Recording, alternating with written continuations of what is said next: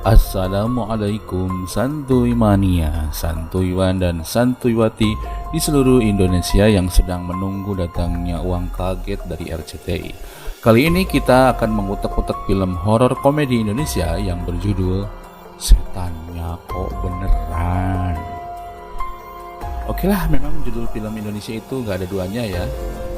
Maksudnya ada aja begitu. Nah, film ini diawali ketika ada 3 orang pemburu hantu abal-abal, alias palsu ya, yang sedang beraksi. Mereka adalah Kianto,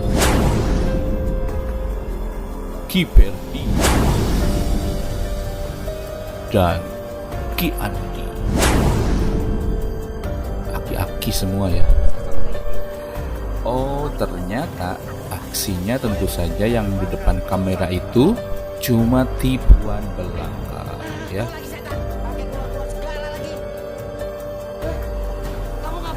Nah, selanjutnya scene beralih ke sebuah kampung desa di pinggiran kota Jakarta, di mana ada seorang pemilik kontrakan yang bernama Pak Chandra.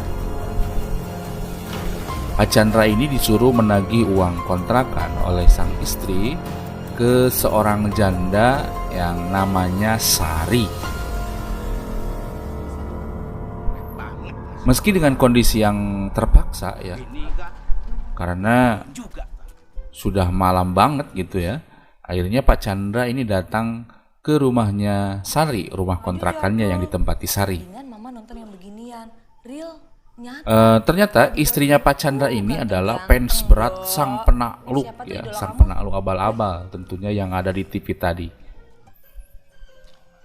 Oke, sesampainya di rumah kontrakan yang ditempati Sari yang tak menjawab ketika dipanggil-panggil Pak Chandra, dan Pak Chandra pun masuk ke rumah karena ternyata pintunya tak dikunci ya. Jiwa playboy Pak Chandra ini mulai menggebu-gebu ternyata ya. Jangan-jangan. Dan betapa terkejutnya Pak Chandra menemukan Sari gantung diri.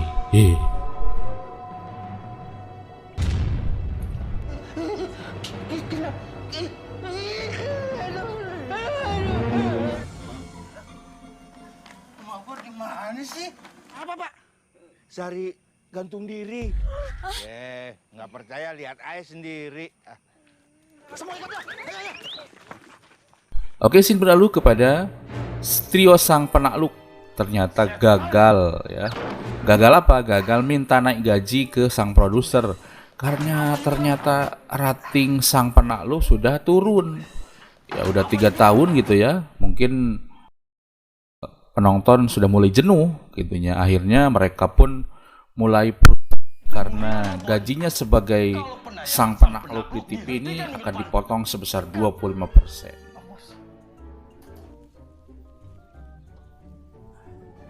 Kembali ke desa, pemakaman Sari yang bunuh diri penuh dengan kengerian dan kekonyolan tentu saja ya. Namanya juga horor komedi.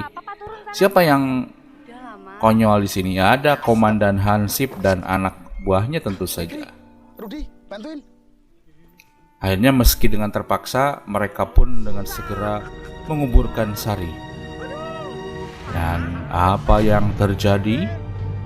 Ternyata di malam harinya Sari pun bangkit dari kuburnya, mengganggu Hansip yang bolot dan bolon. Dan selanjutnya Pocing Sari ini ya, Pocing balik lagi ke rumah kontrakannya. Ngeri atuh.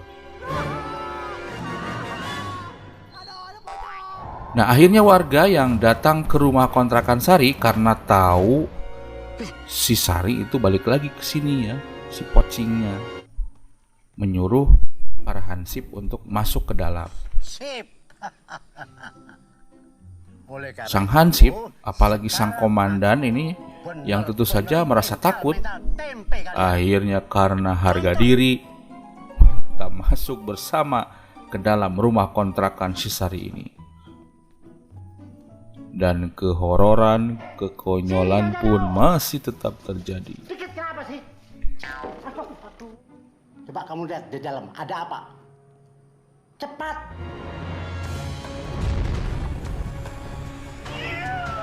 Cepat. Benar ini nggak mau. Ingat ya. Kalau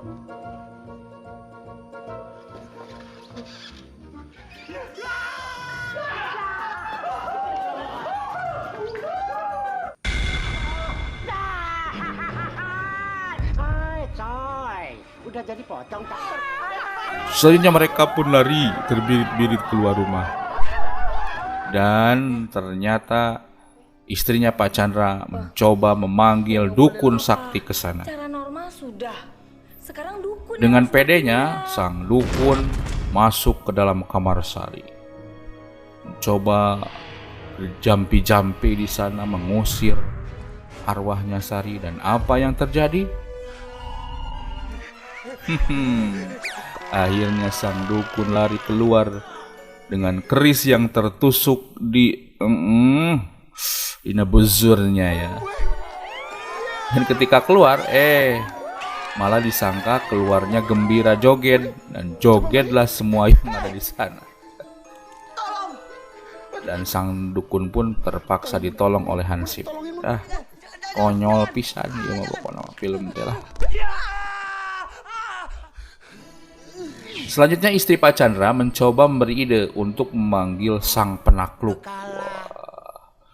Dan ternyata ketika ditelepon, ini sang manajernya bilang itu katanya cuma mau jumpa fans. Akhirnya jumpa fans bentar pulang katanya begitu. Ternyata padahal mereka itu tadi akan mencoba mengusir makhluk asli ya. Dan ketika mulai masuk ke perkampungan, sang penakluk palsu ini ketakutan ketika melalui area pemakaman. Untungnya mereka riang gembira karena dilulukan oleh warga yang hadir di sana di desa tersebut ya. Dan betapa terkejutnya sang penakluk ketika mereka akhirnya ternyata disuruh berhadapan dengan hantu beneran. Pocing beneran, pocingnya si Sari ini. Acara Pak RT, orangnya aja udah segini banyak. Kami semua menunggu di sini. Setan pocong? Iya. Setan bener. Lu tahu kan, kalau selama ini tuh kita kabur, kita tuh ketahuan kalau kita nggak bisa ngusir setan. Kita dukun palsu. Karena kami belum dapat mengusir setan itu. Tuh kan palsu. Basi.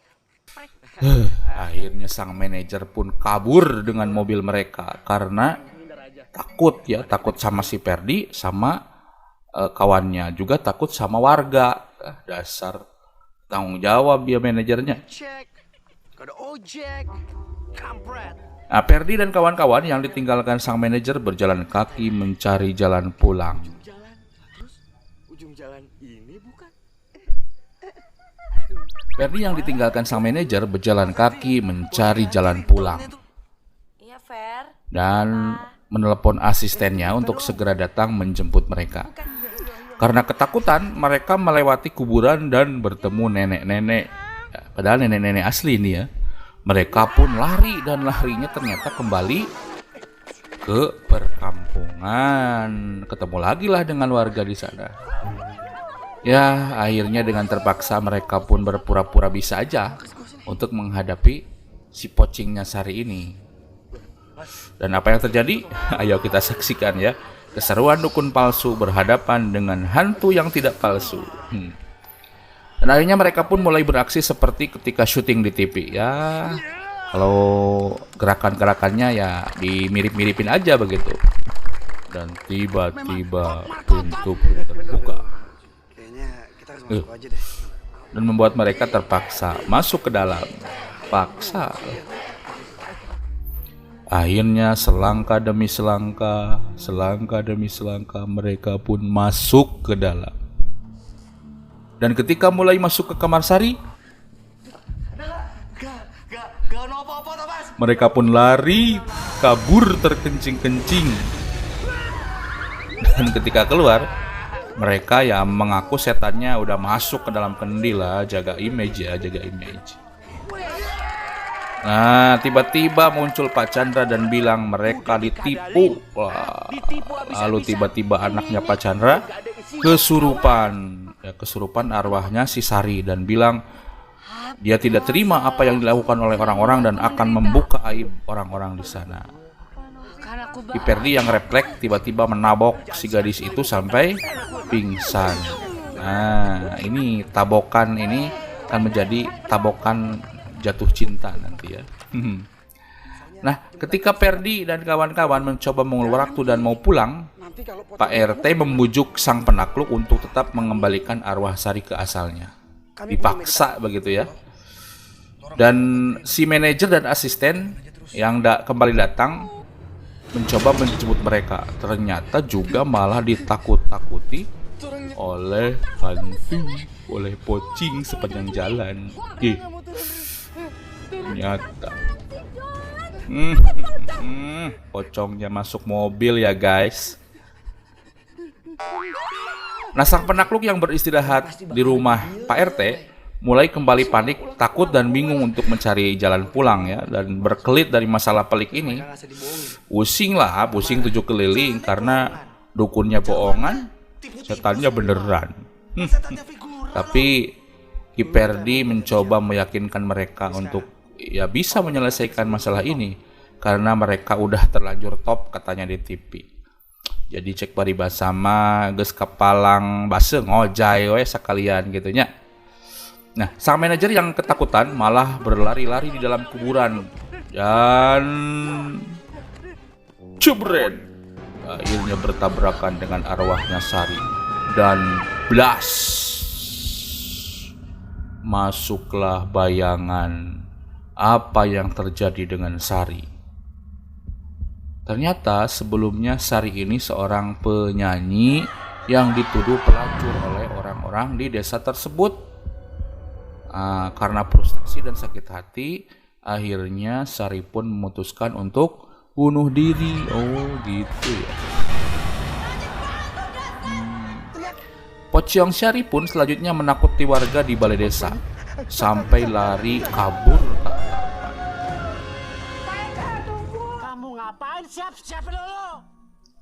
Nah, ketika Komandan Hasip sedang mengarahkan anak buahnya, mereka pun diganggu oleh pocingnya Sari ya di depan balai desa.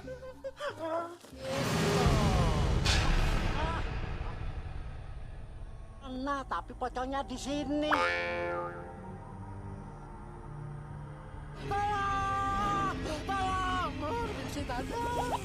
Dan akhirnya sang penakluk yang keluar dari rumah Pak RT pun sama dicegat Pak RT dan diajak paksa ke balai desa oleh warga ya. Nah, sang penakluk yang masuk ke dalam balai desa pun sama takut-takuti oleh pocing ini ya. Banyak konyol pokoknya ini ya. Jadi kayaknya ini memang hantunya, pocingnya ini gak maksud untuk menyelakai ya, cuma iseng begitu ya. Dan kali ini giliran rumah Pak Chandra yang didatangi dan ditakuti oleh Sari. Pak Chandra dan istrinya semakin ketakutan ketika Sari datang mendekati mereka berdua dengan seperti penuh dengan dendam.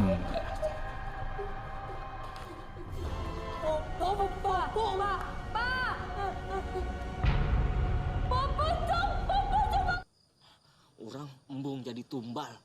Orang kudu sweet namanya, kudu gambreng. Jauh. Iya. Sang penakluk yang datang ke rumah Pak Chandra dengan pede ya, karena tadi Kianto sebetulnya udah bawa air jampe-jampe dari uaknya, yang padahal uaknya ini sama-sama penipu ya. Mereka pun mulai menerkam Sari dan menyemburnya. Wah, disembur dan mereka pun bilang pocongnya sudah kalah, sudah diamankan. Pocongnya sudah kami amankan. Tapi ternyata kali ini mereka dimentalkan dan diterbangkan oleh sang pocing ya. Akhirnya ya makin jelas lah kepalsuan mereka ya. Mereka itu gak bisa apa-apa, semuanya pada kabur. sama Pak Chandra, istrinya dan anaknya. Sayangnya pintunya malah terkunci dan susah dibuka. Pokoknya ini penuh drama ini ya. Makin konyol ya. Nah, namanya juga horor komedi ya. Dan Sari pun semakin mendekat. Dan mereka pun berhasil keluar akhirnya ya. Dan akhirnya Sari pun berhasil ditenangkan oleh asisten sang penakluk yang tadi, yang perempuan yang tahu tentang cerita Sari dari bayangan tadi ya. Begitulah pokoknya ceritanya. Dan ternyata warga harus melakukan 2 syarat supaya arwah Sari tenang. Nah, yang pertama warga minta maaf, dan kedua warga harus mengembalikan payudara palsu milik Sari yang ternyata ada yang mencuri. Waduh, Maaf sih. ada aja Kita ini bisa ya. aja minta maaf. Cuman Ketika bingung mencari maling payudara itu, tiba-tiba payudara palsu ya, tiba-tiba malingnya ketemu.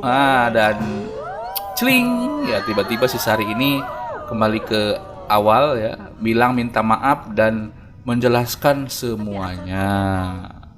Dan warga semuanya minta maaf sama Sari, dan akhirnya Sari pun kembali ke sana ya, ke tempatnya.